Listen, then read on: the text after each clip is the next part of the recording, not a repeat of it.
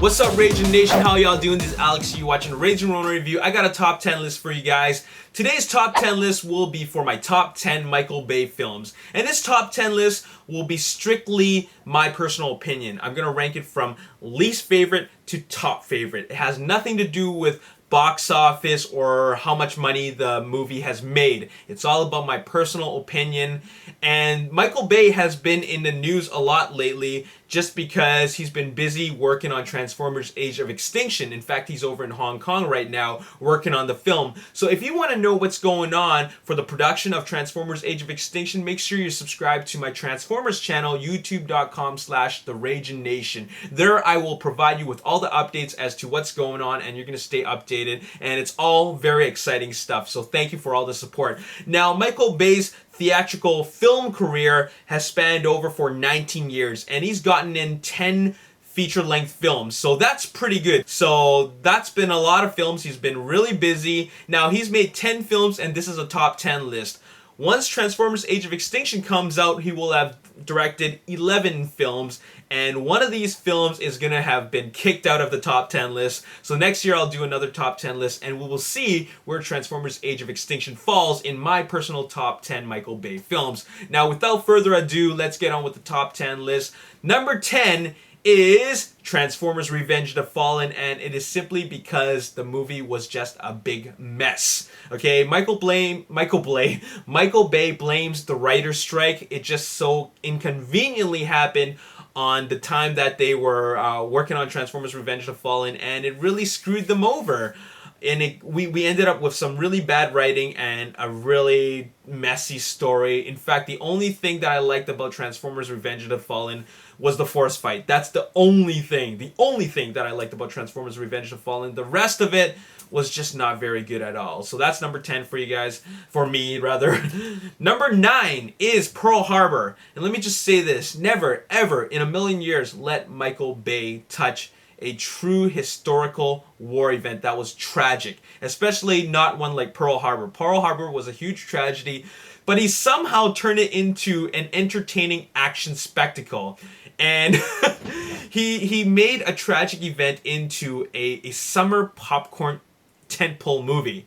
Now, this is not exactly the right idea to get across, especially to survivors of Pearl Harbor. I think something so tragic should not be something that I'm like munching popcorn or I shouldn't feel like I'm on a ride, okay? I'll tell you, the 45-minute bombing sequence was absolutely spectacular. It was awesome. And in fact, it's some of the greatest,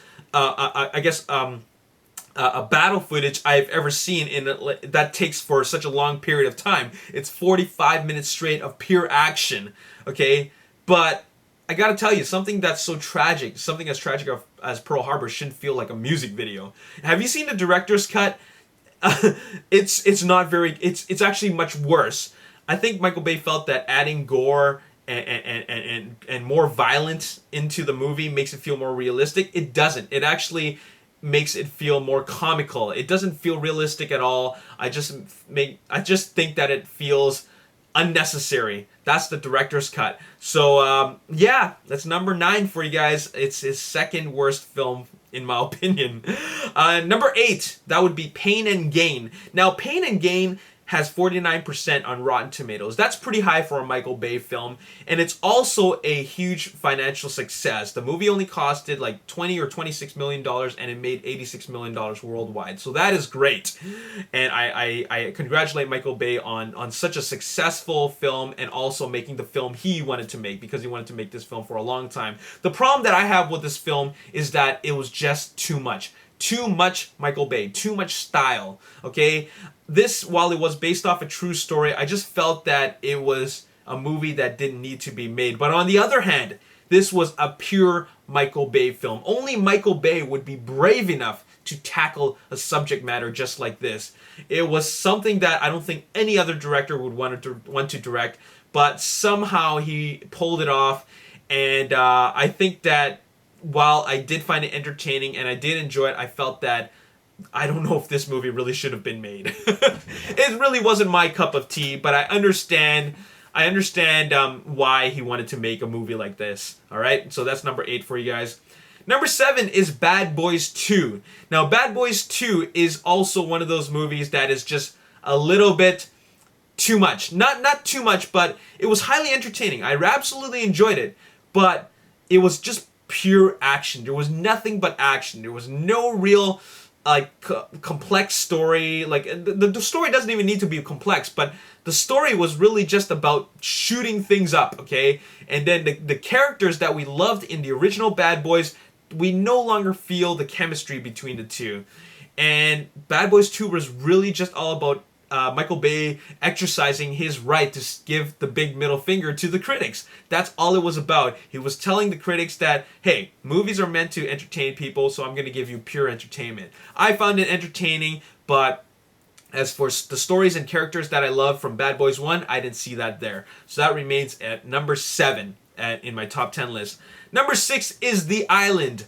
I felt that this movie could have had a lot of potential. I really like the fact that Michael Bay was stepping out of his comfort zone and tackling something a little more thought-provoking. And he's also tackling, sci-fi, futuristic sci-fi, sci-fi that's kind of, that has some pretty neat concepts, some high concepts. But once you get to the third act of the film, it just goes back into like just your typical action movie fare. And I just felt that, man, totally missed the mark. It was something that could have been a lot better. He put in his signature style. He put in the big action. He had a very a fascinating premise, but it just missed the mark once you got to the end. So that's really too bad. Number 5 is Bad Boys. Now we're starting to get to the top 5 list, and this is where I start really appreciating the things that Michael Bay does as a director and his style. Bad Boys was his first movie, and it really came out with a charm. And what I mean by that is that he was able to really put these characters, bring these characters into a larger-than-life spotlight. He made these characters so well written, and just with working with such a limited budget, he could pull off so much. I thought it had a great story, great characters that I thought were very memorable, and to top things off, great action. And working with such a small budget and delivering us this great action, I thought that that was something that really needs to be commended. So I think that Bad Boys is a great movie, falling at number 5. Number 4 is Transformers Dark of the Moon. And Transformers Dark of the Moon was a movie that, while he did put in all his signature styles, I felt that this was the Transformers film that fans really wanted to see after Revenge of the Fallen. He made up for what he screwed up on for Revenge of the Fallen. He gave us more robots and more robot screen time, more characterization, not like so much characterization that, that we're watching the cartoons, but enough to the point where we really feel that this is just the right amount. Okay, this is adequate. This is sufficient. Okay, whilst a lot of fanboys might disagree, I feel that it was just enough to really deliver us a great action spectacle. It was a very entertaining movie. I saw it 11 times in the theaters, and I really enjoyed it. Now, the first hour of the movie had some serious pacing issues, just because there's not a whole lot of action that takes place in the first hour. But after that, it was a full-on action spectacle, and I really enjoyed it. So Transformers Dark of the Moon is number 4. Number 3 is Armageddon. Armageddon is a movie that I really, really enjoyed. I thought that this was Michael Bay at one of his finest moments. He really improved on his style, and also he gave us a movie that felt like an ensemble popcorn ride. It was what you call a ride film. Now, a lot of things that happen in Armageddon are kind of hokey. A lot of people will agree with that. But when you really think about it, this is an action, this is a non-stop action ride. And it doesn't have to do with a whole lot of shooting. There's no guns in this movie. It's all about the way he directed the film. The camera's always moving, thus keeping the movie very fast-paced, and you have these great moments with these great characters. And I think that, Armageddon is just one of those movies where you feel very entertained from beginning to end. Number 2 is The Rock. His most highest rated film on Rotten Tomatoes at 67%. And this is truly a non-stop thrill ride. It is a lot of fun. One of his better R-rated films, because I'd have to say that the characters in The Rock are the most memorable characters written for a Michael Bay film. And to top things off, the action is just non-stop. It is great. It is intense. It is violent. And it is just Michael Bay doing what he does best. Shootouts, car chases, and just full on testosterone. This is where Jerry Bruckheimer and Michael Bay really could join forces to give us a great action spectacle. Okay, and here comes number one. You guys already know what it is. Transformers. Steven Spielberg said it the best. Michael Bay was born to direct Transformers, and I don't think any director knew what they would have been doing if they had been the first to direct Transformers. Now, after some other directors have already seen Transformers, they have an idea of what to do. But Michael Bay, while he hasn't seen the original Transformers, or he wasn't familiar with it, I felt that he really took the concept of robots and transforming into cars and made it into a 2-hour big kids movie. You know, it was a more mature take on Transformer, and I felt like a kid when I was watching it. I saw it 8 times in the theater, maybe more. I think maybe 10 times or 9 times. I can't remember, but I absolutely loved it. I thought it was the perfect blend of action and comedy. I thought it was a perfect blend of robots and human characters. I felt that a lot of things were done really well. Sure, there are a lot of flaws in this movie, but I can't help but think that when I watched this movie, I felt like a kid when I watched it, and I felt that like this was such a magical moment when I saw these robots that I truly loved when I was a kid come to life.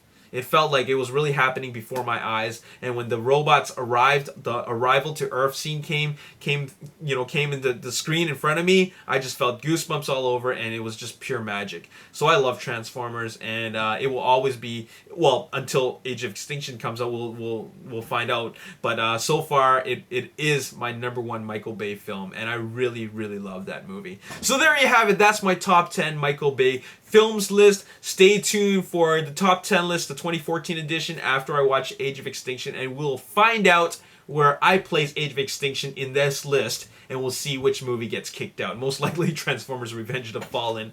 But anyways, there you have it. That's my top 10 list. Let me know your top 10 list if you've seen all his films, or let me know his top 5 list or top 3 list if you've only seen 3 films. Let me know in the comment section below. As always, if you enjoyed this video, hit the like button, subscribe to the YouTube channel, like me on Facebook, The Ragin Nation. Also follow me on Twitter, @Ragin Nation. And once again, subscribe to my Transformers channel, youtube.com/The Ragin Nation, if you want updates on Transformers Age of Extinction and all the production and behind the scene updates. I'll see you next time. Peace out. Edgar Wright has been showing off to the public of what Ant-Man could possibly look like in the final theatrical version. He's been showing off some test footage, and I think it looks really, really cool.